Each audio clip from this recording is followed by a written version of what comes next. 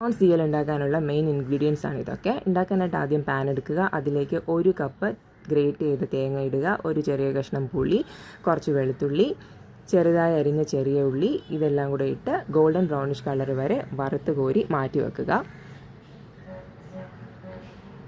തണുത്തതിന് ശേഷം അതിനെ മിക്സിയുടെ ജാറിലേക്കിട്ട് കുറച്ച് മുളക് പൊടി, മല്ലിപ്പൊടി, മഞ്ഞൾപ്പൊടി, ഉലുവാപ്പൊടി ഇട്ട് നന്നായി അരച്ചെടുക്കുക.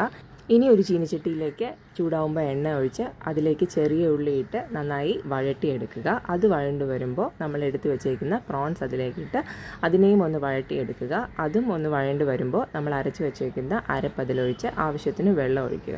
ഇനി ഇതിലേക്ക് കുറച്ച് മുരിങ്ങയ്ക്കായ, പച്ചമുളക്, കറിവേപ്പില, ടൊമാറ്റോ, ആവശ്യത്തിന് ഉപ്പും ഇട്ട് ഒന്ന് ഇളക്കി അടച്ചു വെച്ച് വേവിച്ച് കഴിഞ്ഞാൽ നമ്മുടെ പ്രോൺസ് തീയൽ റെഡി.